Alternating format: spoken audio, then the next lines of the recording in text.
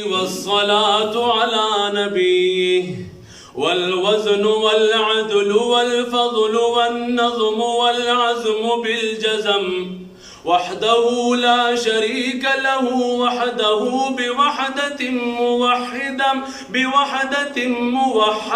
بوحدة وحيدا وأحدا بلا مدد وجدد ونصب ووصف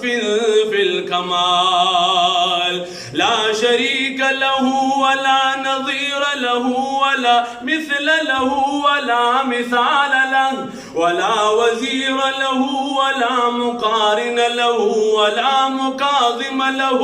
ولا مداني له ولا مضارع له ولا جلد بلد ولد جسد رسو جزو نزو عظم له ولا جذب وصف عيب كاب بيت خصم له ولا مقارن له ولا مكاظم له ولا مداني له ولا مضارع له ولا مناظر له ثم نشهد أن لا إله إلا الله وحده لا شريك له من يشرك في ذاته وصفاته وعاداته وآياته أو يتبرك بغيره من نبي وولي وتقي ونقي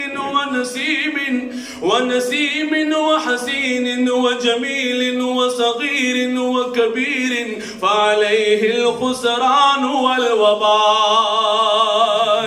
ثم نشهد أن لا إله إلا الله وحده لا شريك له ثم نشهد أن سيدنا وسندنا ونبينا ومولانا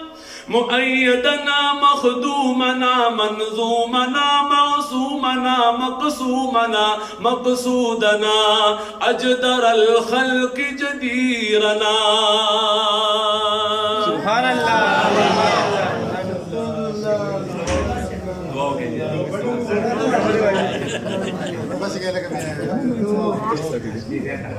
اللهم لك الحمد كما أنت